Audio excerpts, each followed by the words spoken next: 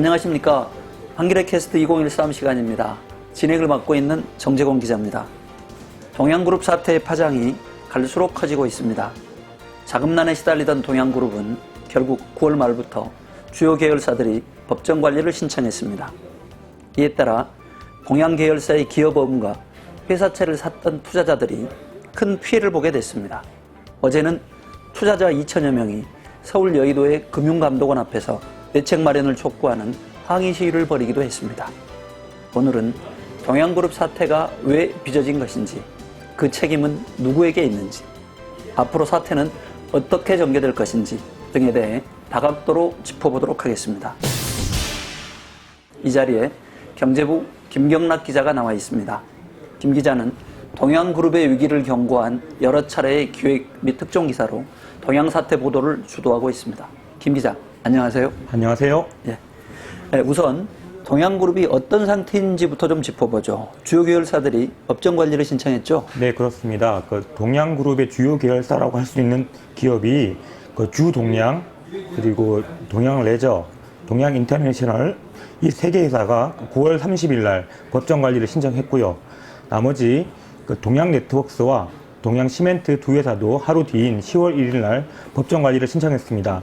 나머지 동양증권과 동양자산운용 같은 금융계열사들은 현재 여전히 영업을 하고 있습니다. 이제 그렇다면 계열사의 운명이 법원의 손에 달렸다, 이렇게 봐야 될 것 같은데요. 법원은 앞으로 어떤 절차와 어떤 결정을 하게 됩니까? 네, 법정 관리를 신청하면 두 가지 경로로 나뉩니다. 그러니까 법원이 판단했을 때 이 회사는 앞으로 회생 가능성이 있다라고 생각을 하면 빚을 탕감해주는 등 여러 조치를 통해서 기업 회생 절차를 밟게 되고요. 아무리 봐도 이 회사는 사업성이 없다, 바꿔 말해서 앞으로 돈을 벌 수 없다라고 판단을 내리게 되면 청산을 하게 됩니다. 여기서 청산이라는 것은 개인들이 이제 빚 잔치를 한다는 거죠. 빚이 너무 많아서 그냥 파산하는 경우와 마찬가지인 경우입니다. 그렇다면 결론을 언제쯤 날 것이다, 이렇게 예측이 가능합니까? 예, 지금 이 관련된 법이 통합조산법이라는 법인데요. 이 법은 법원이 최대한 빨리 결정하도록 요구를 하고 있습니다.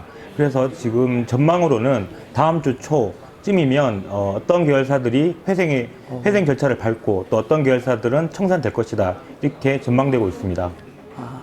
지금 검찰 쪽 움직임도 상당히 빠른데, 이른바 그룹의 오너인 현재현 회장 그리고 부인인 이혜경 부회장에 대해서 수사에 들어가지 않았습니까? 네, 그렇습니다. 지난주에 시민단체 경실련과 금융감독원이 현재현 회장을 검찰에 고발을 했습니다. 그래서 지금 검찰은 수사가 상당 부분 진행된 것으로 파악되고 있고요.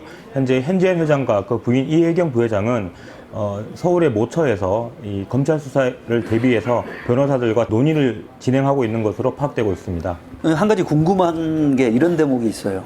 동양그룹은 큰 기업이긴 합니다만, 이른바 저희가 흔히 얘기하는 재계 순위, 이런 걸로 치면 38위 정도에 해당한다고 들었습니다.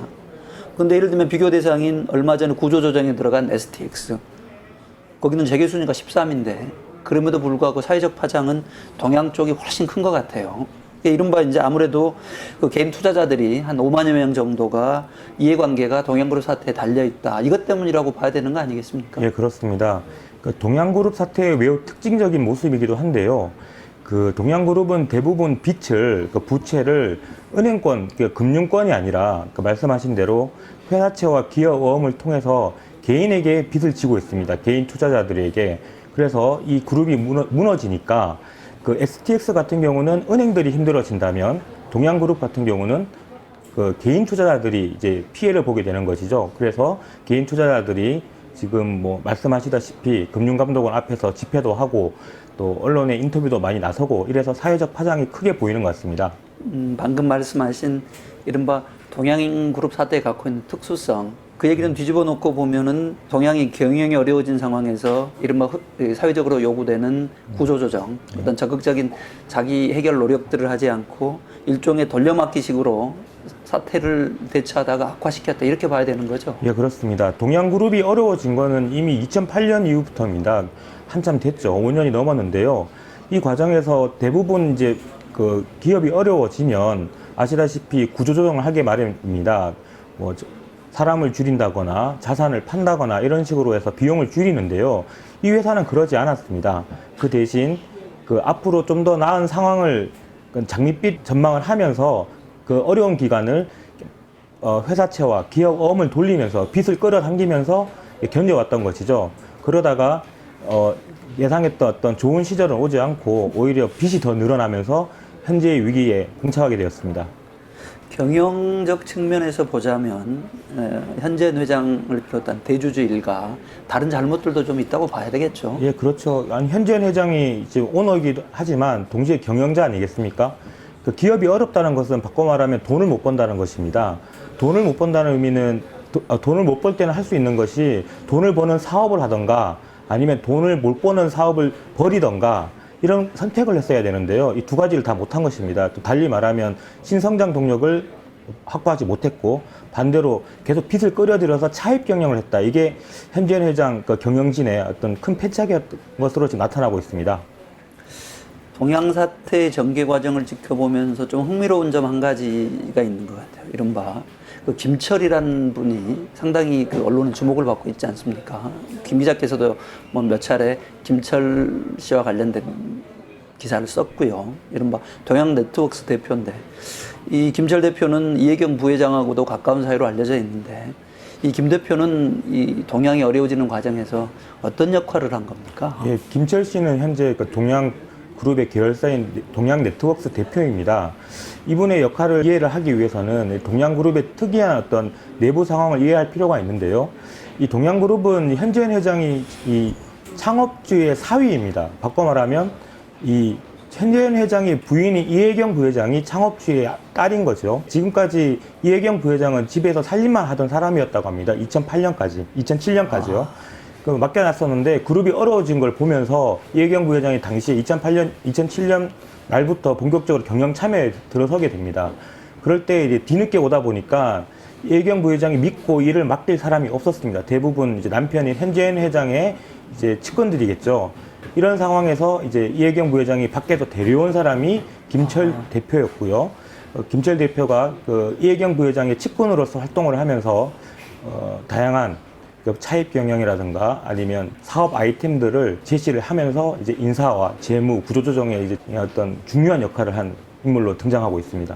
이 검찰 수사라든가 금감원 조사 이런 과정을 통해서 김철 대표와 관련된 알려지지 않았던 부분들도 상당히 드러날 가능성이 있겠네요. 네, 아주 지금 동양 사태와 관련한 검찰 수사에서 키맨으로 등장할 가능성이 굉장히 큽니다.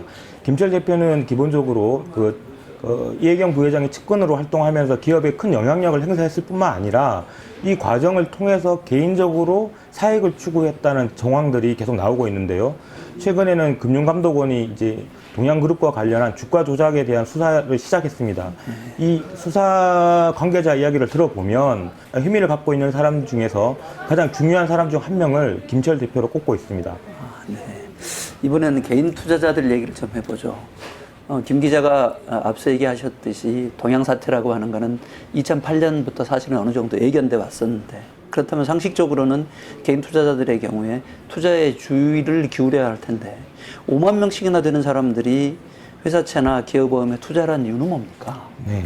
일단 지금 다들 은행에 돈을 맡기면 2, 3%도 이렇게 금리를 적용받기가 참 힘든 상황입니다. 굉장히 저금리 시대이죠. 이런 상황에서 이 동양입한 회사채 금리가 8% 정도 수준입니다. 3배 정도의 이익이 날 수 있는 것이죠. 그래도 이 고금리를 보고 들어온 투자자들이 상당 부분 있는 것 같고요.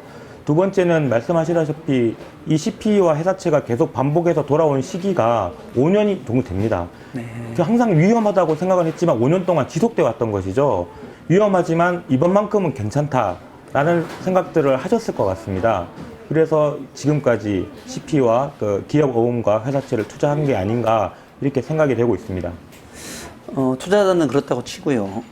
문제는 이제 동양의 그룹의 태도일 텐데 주로 이제 얘기하셨던 금융상품들을 사고 판 게 이제 동양의 금융계열사들일 텐데 회사채 등을 판매하면서 투자자들한테 제대로 위험을 알렸을 것 같지는 않은데요. 네, 일단 지금 투자자 그 손실을 볼 예정인 투자자들은 충분한 위험 고지를 받지 않았다 이렇게 주장을 하고 있습니다. 이에 대해서 금융감독원이 조사를 진행 중이고요. 앞으로도 법적 쟁점 중 하나로 이제 부각될 것 같습니다. 이 국면에서 한번 생각해 볼 수 있는 것은 동양증권이 주로 이제 이 동양그룹의 기업 어음과 회사채를 팔았는데요. 이 팔 때 고객을 위해서 팔았냐라는 겁니다. 그러니까 이 상품이 좋은 상품이니까 사세요 이런 게 아니라요. 그 그룹이 되게 필요로 했던 것이죠. 동양증권이 이 동양그룹의 금융 계열사로서 그 동양그룹의 부족한 자금난을 덜어주는 그 고리 역할을 했던 것이죠. 그러니까 그룹의 이해관계에 의해서 그 위험한 상품들을 팔았던 것입니다. 이런 점을 미뤄볼 때 과연 판매 과정에서 충분한 설명을 했을까라는 부분에서 의문이 남는 것이죠. 다만 생각해 볼 수 있는 것은 아마 그 투자자들이 법적으로 승소하기는 굉장히 어려울 가능성이 있습니다. 왜냐하면 그 투자 위험을 알리는 이제 문서가 있는데요. 그 문서에 대부분 사인을 하셨을 겁니다. 충분히 이해했다라고 사인을 했던 것이죠. 그렇게 그 법원에서는 이 부분을 많이 중요하게 보기 때문에 그 피해 보상을 받는다고 해도 원금은 충분히 원금은커녕 한 절반도 받기 힘들지 않을까 이렇게 보고 있습니다. 이번에는 금융당국의 책임 문제를 한번 짚어봅시다. 그러니까 동양그룹의 부실이 폭발할 것이다 라고 하는 거는 어제 오늘의 얘기가 아닌 거고요. 그렇다면 사실은 어떤 그 시장의 안정성이라든가 피해자를 막기 위해서 금융당국이 나름대로 노력을 기울였어야 마땅한데 금융당국은 어떻습니까? 노력을 기울인 겁니까? 팔짱을 끼고 있었던 겁니까? 지금 사태가 터지니까 감독 당국에 대한 책임론이 굉장히 크게 일어나고 있습니다. 이 감독 당국의 책임론은 몇 가지로 나눠서 생각을 해볼 수 있을 텐데요.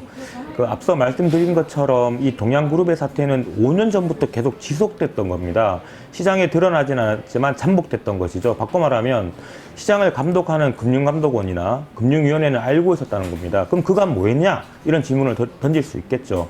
알아보니까 금융감독원이 굉장히 노력을 했습니다. CP를 기업 어음 줄여라 라고 해서 경고도 하고 주의 조치도 하고 문책도 했습니다. 그런데 왜 안 됐냐 따져보니까 이 동양증권은 재벌의 회사 아니겠습니까?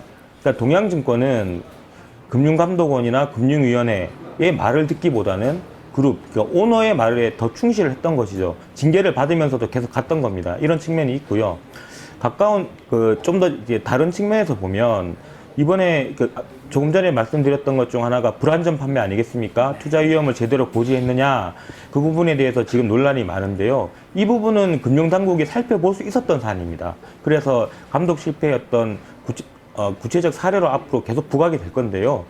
그 금융감독원은 주된 업무 중 하나가 시장에서 팔리는 금융상품이 제대로 팔리고 있는지를 살펴보는 겁니다. 근데 그걸 하지 않았습니다. 올해는 다 한 차례도 하지 않았기 때문에 이게 큰 책임론의 한 부분일 테고요. 이 말고 제도 개선을 작년 말부터 시작을 해서 이제 올해 4월에 한 가지 규정 변경을 합니다. 이게 뭐냐면 재벌 계열인 금융회사가 그 그룹의 기업 어음을 팔 때 신용등급이 낮은 건 팔지 말아라 라는 규정 변경을 하는 거죠. 사실은 이 동양그룹 때문에 만든 건데요. 이게 4월에 이제 도입이 됐지만 시행은 10월 말부터입니다. 6개월 정도 유예를 뒀죠. 그래서 지금 나오는 이야기는 시행 시기를 좀 빨리 당겼으면 지금 같은 사태가 좀 더 일찍 터졌고 피해자도 좀 더 줄어들지 않았을까라는 주장들을 일부 내놓고 있습니다. 이 부분도 앞으로도 두고 봐야 될 문제인 것 같습니다. 방금 그 제도적인 문제를 좀 얘기를 하셨는데 이번 사태를 되짚어본다면 법률적으로나 제도적으로 좀 미미한 대목은 없었습니까? 현재 이제 뒤늦게 이제 소잃고 외양간 고친다고 해서 이게 법률 개정도 하고 뭐 규정 개정도 한다고 합니다.